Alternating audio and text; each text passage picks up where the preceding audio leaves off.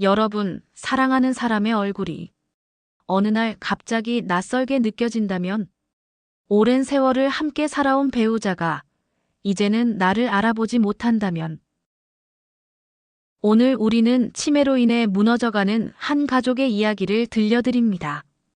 눈부시게 평범했던 일상이 어떻게 흔들렸는지, 그 속에서 남편과 아내, 그리고 자식들이 어떤 선택을 했는지. 이 이야기는 단순한 소설이 아닙니다. 바로 우리 이웃, 혹은 내일의 나에게도 닥칠 수 있는 실화 같은 이야기입니다. 1장. 낯설어진 아내. 김태호, 77. 평생을 교사로 살며 성실하게 살아온 남자입니다. 은퇴 후에는 손주들과 시간을 보내고 작은 텃밭을 가꾸며 평범하고 단순한 일상을 살아왔습니다. 그 곁에는 늘 환한 미소를 지은 아내, 박정희가 있었습니다. 정희는 올해 74. 밝고 따뜻한 성격으로 동네 사람들과도 잘 어울렸습니다. 아침이면 함께 동네 뒷산을 산책하며 서로의 건강을 챙기던 오랜 버시자 반려였습니다. 결혼 50년. 싸움보다는 웃음이 많았고 세월이 쌓일수록 말다툼도 줄어든 부부였습니다. 태호는 마음속으로 이렇게 생각하곤 했습니다. 이 사람과라면 남은 여생도 큰 걱정 없이 살 수 있겠구나. 하지만 그 평온은 오래가지 않았습니다. 어느 날 저녁, 정희가 갑자기 태호를 보며 말했습니다. 여보, 오늘은 우리 엄마가 온다고 했잖아. 태호는 순간 귀를 의심했습니다.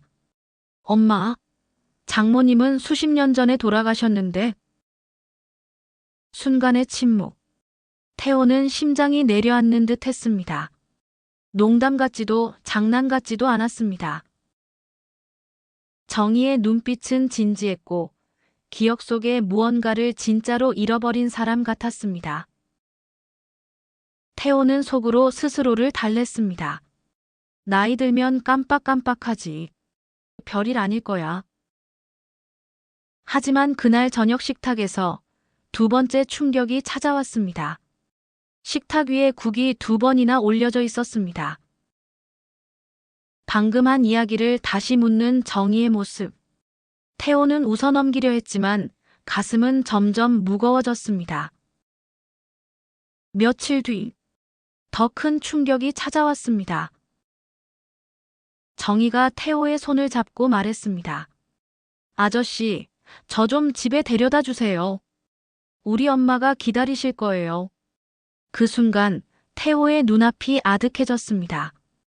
결혼한 지 40년이 넘었는데 정희가 자신을 여보가 아닌 아저씨라 부른 겁니다. 게다가 이미 수십 년 전에 세상을 떠난 정희의 친정어머니를 찾고 있었습니다. 태호는 믿을 수 없었습니다. 그토록 성실하고 또렷하던 아내가 이제는 시간 속에서 길을 잃고 있다는 사실을. 그날 밤 태호는 잠을 이루지 못했습니다. 눈을 감아도 정희가 보였습니다. 환하게 웃던 젊은 날의 얼굴. 그리고 방금 전 낯선 표정으로 자신을 아저씨라 부르던 얼굴. 이게 대체 무슨 일이지? 내 아내에게 무슨 일이 일어나고 있는 거야? 결국 태호는 큰아들 민수에게 전화를 걸었습니다. 수화기 너머로 떨리는 목소리가 흘렀습니다. 민수야, 엄마가 이상하다. 며칠 뒤 병원에서 정밀 검사가 진행됐습니다. 차가운 기계음, 의사의 차분한 목소리, 그리고 냉정한 결과가 내려졌습니다. 알츠하이머형 치매, 초기 단계입니다. 순간 태호의 머릿속은 하얘졌습니다. 의사는 덧붙였습니다. 약물 치료로 진행 속도를 늦출 수는 있습니다. 하지만 완치는 어렵습니다. 태호는 멍하니 의사의 입술만 바라봤습니다. 말은 들리지만 마음은 얼어붙어 아무것도 들어오지 않았습니다. 병원을 나서는 길. 정희는 마치 아무렇지 않은 듯 병원 앞 꽃을 바라보며 웃고 있었습니다. 여보, 저 꽃 참 예쁘지요? 그 말에 태호는 억지로 고개를 끄덕였습니다. 하지만 가슴 깊은 곳에서는 무겁고 차가운 돌덩이가 굴러내리고 있었습니다. 이제 시작일 뿐이었습니다. 한 사람의 치매는 결국 한 가족 전체의 운명을 흔들어 놓습니다. 태호는 직감했습니다. 앞으로의 시간은 아내를 지켜내기 위한 긴 싸움이 될 거라는 것을. 2장.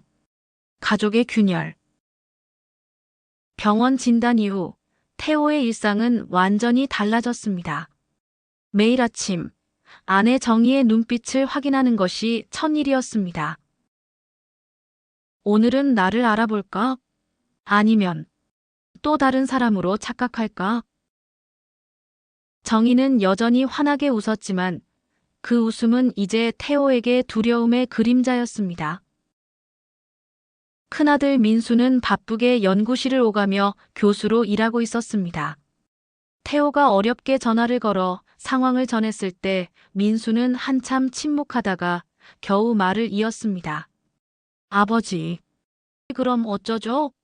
제가 자주 내려가 뵐 수는 없는데. 민수의 말은 현실적이었습니다.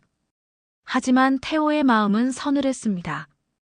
아들의 목소리에서 책임보다 부담을 먼저 느꼈기 때문입니다. 며칠 뒤 집에 들른 딸 미정이 거실에서 정희와 이야기를 나눴습니다. 엄마, 나 미정이야. 기억나지? 정희는 한참 동안 미정을 바라보다가 조심스레 고개를 저었습니다. 아가씨, 누구세요? 그 순간 미정은 눈물이 왈칵 쏟아졌습니다. 방문 앞에서 듣고 있던 태호의 가슴도 찢어지는 듯 아팠습니다. 시간이 지날수록 가족 안에는 보이지 않는 금이 생겨갔습니다. 민수는 전문 요양원을 알아보자고 했습니다. 하지만 태호는 단호히 고개를 저었습니다. 아니다. 엄마는 내 손으로 지켜야 한다. 내가 끝까지 곁에 있을 거다. 그 말에 민수는 답답하다는 듯 한숨을 내쉬었습니다. 아버지 연세에 무리하시면 두 분 다 무너집니다. 이건 사랑이 아니라 집착일 수도 있어요. 그 말에 태호는 분노와 슬픔이 뒤섞여 아무 말도 하지 못했습니다. 갈등은 점점 깊어졌습니다. 미정은 눈물을 흘리며 아버지의 손을 잡았습니다. 아버지, 저도 엄마를 집에서 모시고 싶어요. 하지만 아버지 혼자서는 버틸 수 없을 거예요. 이건 가족 모두의 문제예요. 태호는 알았습니다. 자식들이 틀린 말을 하는 건 아니었습니다. 그러나 50년을 함께 살아온 아내를 낯선 요양원 침대에 눕히는 상상을 하는 것만으로도 태호의 가슴은 무너져 내렸습니다. 그날 밤, 태호는 잠든 아내의 손을 꼭 붙잡았습니다. 정희는 평온한 얼굴로 숨을 고르고 있었습니다.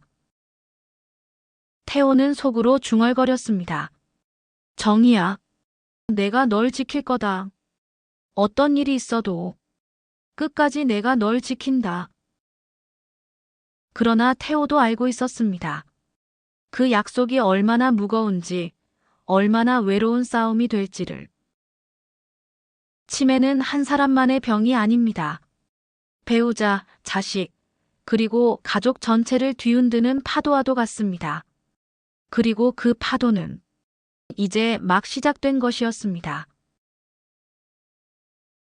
3장. 사라지는 일상. 아침 햇살이 거실 창으로 스며드는 시간.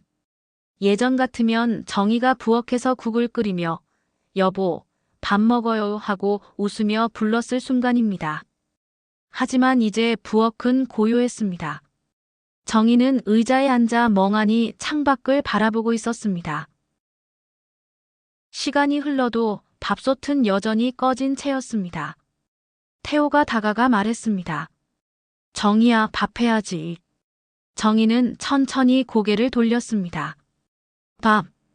밥이 뭐였더라? 짧은 한마디가 태호의 가슴을 무너뜨렸습니다. 사소한 일상들이 하나씩 하나씩 무너지고 있었습니다. 점점 더 많은 순간들이 사라져갔습니다. 산책을 나서던 길, 정희는 동네에서 길을 잃었습니다. 몇 번이나 걷던 길인데도 집을 찾지 못했습니다. 태호가 손을 잡아주자 정희는 어린아이처럼 안심한 얼굴을 지었습니다. 아저씨, 고마워요. 여전히 태호를 남편으로 알아보지 못했습니다. 태호는 억지로 미소를 지었지만 마음속은 눈물로 젖어 있었습니다. 저녁이면 상황은 더 심각해졌습니다. 해가 지면 정희의 불안은 더 커졌습니다. 나 집에 가야 돼. 엄마가 기다리실 거야. 그때마다 태호는 붙잡으며 말했습니다. 여보, 여기가 우리 집이야. 내가 있잖아. 하지만 정희는 듣지 못했습니다. 거실 문을 열고 나가려 하다가 결국 눈물을 터뜨리곤 했습니다. 태호는 그 등을 끌어안으며 함께 울 수밖에 없었습니다. 시간은 잔인했습니다. 정희는 더 이상 요리를 할 수 없었습니다. 집안일도 손주들의 이름도 하나씩 잊어갔습니다. 가장 힘들었던 순간은 결혼 사진을 보며 한 말이었습니다. 정희는 사진 속 젊은 두 사람을 가만히 보더니 중얼거렸습니다. 이 두 사람, 참 잘 어울린다. 태호는 손이 덜덜 떨렸습니다. 사진 속 신랑은 자신이었고 신부는 정희였습니다. 하지만 정희는 그 사실조차 잊어버렸던 겁니다. 민수와 미정은 점점 의견이 갈라졌습니다. 민수는 요양원 입소를 강하게 주장했습니다. 아버지, 이제는 전문 시설이 필요합니다. 집에서는 한계예요. 미정은 눈물을 닦으며 고개를 저었습니다. 그래도 엄마를 낯선 곳에 보낼 수는 없어요. 집에서 마지막까지 지켜드리고 싶어요. 그 갈등은 매번 태호 앞에서 부딪혔습니다. 그리고 태호는 그 중간에서 더 큰 고통을 느꼈습니다. 밤이 깊어가면 태호는 아내 곁에서 혼잣말을 했습니다. 정희야, 내가 기억을 잃어도 괜찮아. 나는 널 잊지 않을 거야. 내가 내 기억까지 안고 갈게. 하지만 그는 알고 있었습니다. 점점 사라지는 아내의 모습, 점점 사라지는 일상. 그 모든 것을 혼자 버티는 것이 얼마나 고독한 싸움인지. 치매는 기억을 앗아가지만 남은 가족에게는 더 깊은 상처를 남깁니다. 사라지는 일상은 단순한 변화가 아니었습니다. 그것은 부부의 사랑, 가족의 행복, 그리고 삶의 의미마저 조금씩 무너뜨리고 있었습니다. 4장. 무너지는 가장. 김태호 77. 평생을 교사로 살며 성실함 하나로 가족을 이끌어온 사람. 가장은 어떤 상황에도 흔들리지 않는다. 그 믿음 하나로 살아왔습니다. 하지만 아내의 치매 앞에서 그는 점점 무너져 갔습니다. 어느 날 아침부터 정희가 크게 소리쳤습니다. 내 지갑 어디 있어? 누가 훔쳐갔지? 당신이지? 태호는 놀라며 다가갔습니다. 정희야, 무슨 말이야? 지갑은 내 방 서랍에 있잖아. 그러나 정희는 그 말을 듣지 않았습니다. 거짓말. 당신이 훔쳐갔잖아. 그는 손에 잡히는 물건을 던졌습니다. 평생 단 한 번도 듣지 못했던 말, 단 한 번도 보지 못했던 모습이었습니다. 태호는 아무 말도 하지 못한 채 그 자리에 서서 눈을 감았습니다. 자존심도 체면도 무너졌습니다. 동네 사람들에게 소문이 퍼졌습니다. 정희가 치매라지. 그럼 김 선생님도 힘들겠네. 태호는 대답 대신 고개만 끄덕였습니다. 그의 어깨는 어느새 무겁게 처져 있었습니다. 경제적인 부담도 컸습니다. 약가, 치료비, 간병용품. 퇴직금으로는 빠듯했습니다. 연금은 생활비로도 모자랐습니다. 아버지, 병원비는 제가 조금 더 보탤게요. 민수가 힘겹게 말했지만 태호는 단호하게 고개를 저었습니다. 괜찮다. 내가 책임질 거다. 가장으로서 마지막 자존심이었습니다. 하지만 밤마다 통장을 열어보는 순간 눈물이 솟구쳤습니다. 잔액은 빠르게 줄어들고 있었으니까요.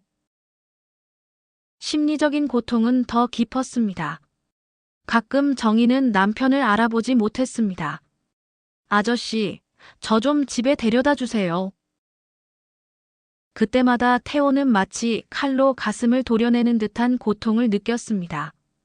그리고 자신에게 물었습니다. 나는 이제 누구지?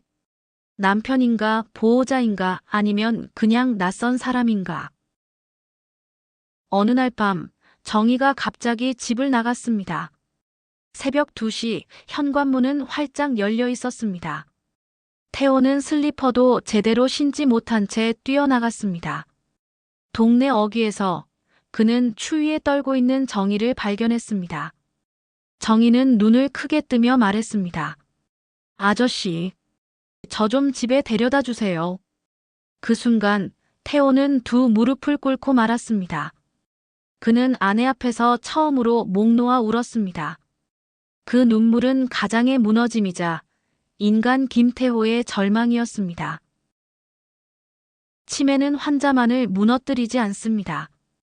그 곁을 지키는 사람, 가장 먼저 무너지는 것은 바로 가장이었습니다. 책임과 사랑 사이에서 그는 매일 흔들리고 있었습니다. 5장. 흔들리는 가족. 김태호의 집은 어느새 긴장으로 가득 차 있었습니다. 예전에는 웃음이 떠나지 않던 식탁, 이제는 말이 줄어들고 한숨만 늘어났습니다. 어느 저녁 아들 민수가 말했습니다. 아버지, 시설에 모시는 게 어떨까요?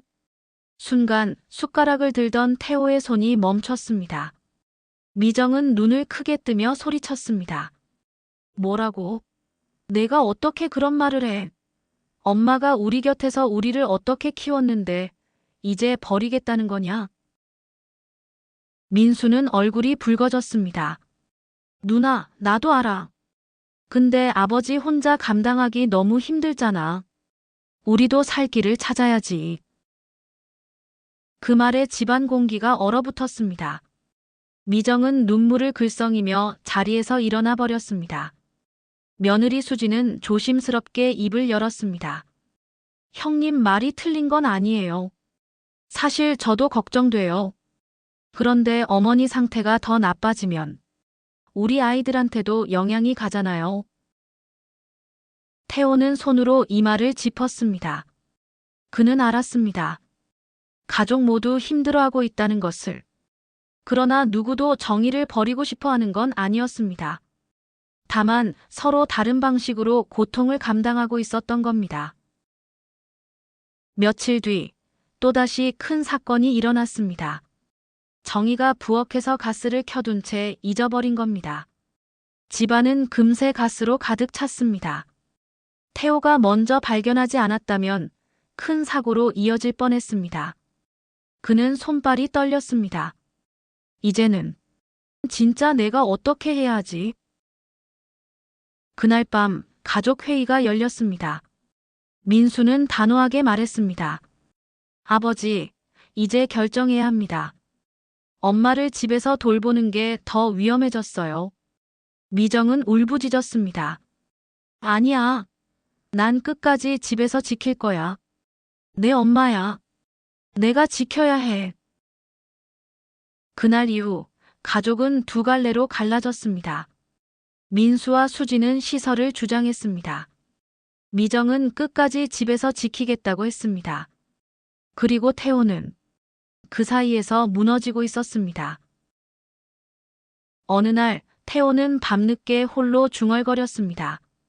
내가 젊을 땐 가족을 지킨다 자부했는데 이제는 내가 가족을 흔들고 있구나. 눈물이 흘렀습니다. 치매는 아내의 기억만을 앗아간 게 아니었습니다. 가족의 평화까지 앗아가고 있었습니다. 가족은 사랑으로 묶여 있지만 치매라는 현실 앞에서는 쉽게 흔들렸습니다. 누구도 나쁘지 않았지만 모두가 힘들었습니다.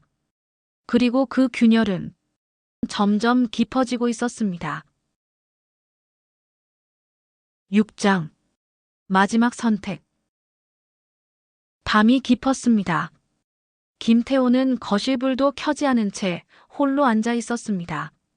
탁자 위에는 정희의 오래된 사진이 놓여 있었습니다. 20살 시절의 정희. 해맑게 웃으며 꽃을 들고 있던 그 모습. 태호는 사진을 쓰다듬으며 중얼거렸습니다. 정희야, 너는 지금 어디에 있니? 내 곁에 있는 게 맞니? 며칠 전 정희가 집을 나간 일이 있었습니다. 한밤중 엄마를 찾겠다며 길을 나선 것이었죠. 동네 주민들이 발견해 신고하지 않았다면 영영 돌아오지 못했을지도 모릅니다. 그 일은 태호에게 큰 충격을 남겼습니다. 이제 더는 늦출 수 없다는 생각이 들었습니다. 다음 날 가족이 모였습니다. 태호는 무겁게 입을 열었습니다. 이제 결정을 내려야겠다. 내가 아무리 지켜주고 싶어도 내가 할 수 있는 데까지가 있는 것 같구나.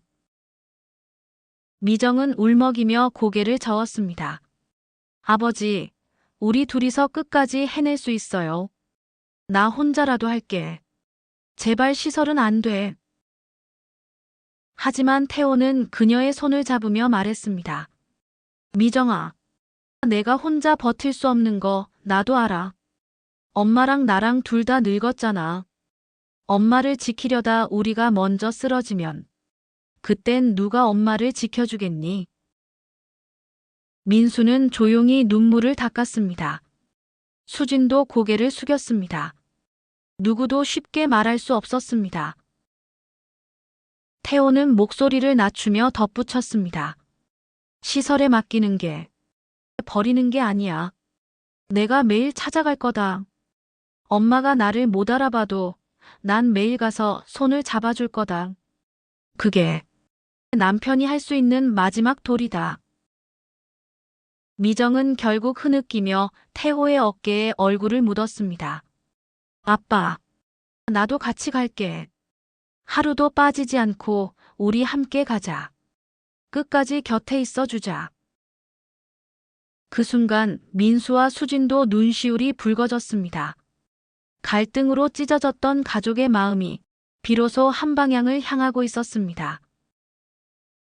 며칠 뒤 정희는 전문 요양병원에 입원했습니다.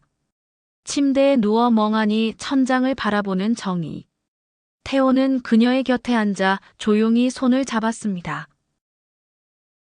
정희야, 나야. 내 남편 태호야. 정희는 아무 대답도 하지 않았습니다. 하지만 아주 잠깐 그녀의 손끝이 움찔하는 듯 했습니다. 태호는 눈을 감으며 속삭였습니다. 괜찮아. 말하지 않아도 돼.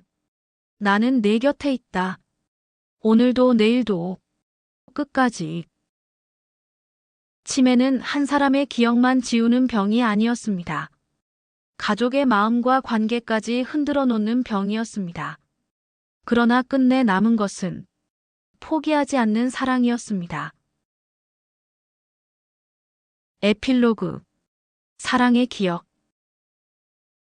햇살이 따뜻하게 내리쬐는 병실 창가. 김태호는 오늘도 어김없이 아내 정희 곁에 앉아 있었습니다. 손에는 작은 국화꽃 한 송이가 들려 있었습니다. 정희가 젊은 날 가장 좋아하던 꽃이었지요. 정희야, 나왔어. 태호는 언제나처럼 조용히 인사했습니다. 대답은 없었습니다. 정희는 여전히 멍한 눈빛으로 허공을 바라보고 있었습니다. 하지만 태호는 기다렸습니다. 한마디 말, 한 번의 눈길, 아주 작은 반응이라도 그 기다림이 이제 그의 하루의 전부가 되어 있었습니다. 어느 날이었습니다. 태호가 정희의 손을 꼭 잡고 옛날 이야기를 들려주고 있었습니다. 기억나? 우리가 처음 만났을 때 그날 비가 와서 내가 우산도 없이 서 있었잖아. 내가 우산을 씌워줬더니 내가 활짝 웃었지. 그때였습니다. 정희의 눈가에 아주 작은 눈물이 맺혔습니다. 그리고 떨리는 입술이 간신히 움직였습니다. 여보. 그 한마디에 태호의 눈물이 왈칵 쏟아졌습니다. 아내가 아직 자신을 기억하고 있다는 희망. 그것만으로도 태호는 세상 모든 걸 다 얻은 듯 했습니다. 시간은 흘렀습니다. 정희의 병세는 여전히 깊어졌고 대화는 다시 어려워졌습니다. 하지만 태호는 단 하루도 빠지지 않고 병실을 찾았습니다. 국화꽃 한 송이를 들고 그녀의 곁에서 손을 잡아주었습니다. 미정도 민수도 수진도 이제는 함께였습니다. 처음에는 갈등과 눈물이 가득했지만 결국 모두가 알게 된 것이 있었습니다. 치매는 한 사람의 삶을 앗아가지만 사랑까지는 지우지 못한다는 것. 어느 늦은 오후 병실 창가에 앉아있던 태호가 조용히 속삭였습니다. 정희야, 고맙다. 내 덕분에 내가 사랑이 뭔지 알았다. 내가 나를 몰라봐도 괜찮다. 나는 널 알아보니까 그게 내 마지막 자랑이다. 이것은 평범한 한 가족의 이야기입니다. 치매는 고통이었고 갈등이었고 끝없는 싸움이었습니다. 그러나 그 끝에서 남은 건 가족의 사랑이었습니다. 기억은 사라져도 사랑은 남았습니다. 그리고 그 사랑이 남은 자들의 삶을 지탱해 주었습니다. 여러분, 구독과 좋아요, 알림 설정까지 해주시면 영상 제작에 많은 도움이 됩니다. 감사합니다.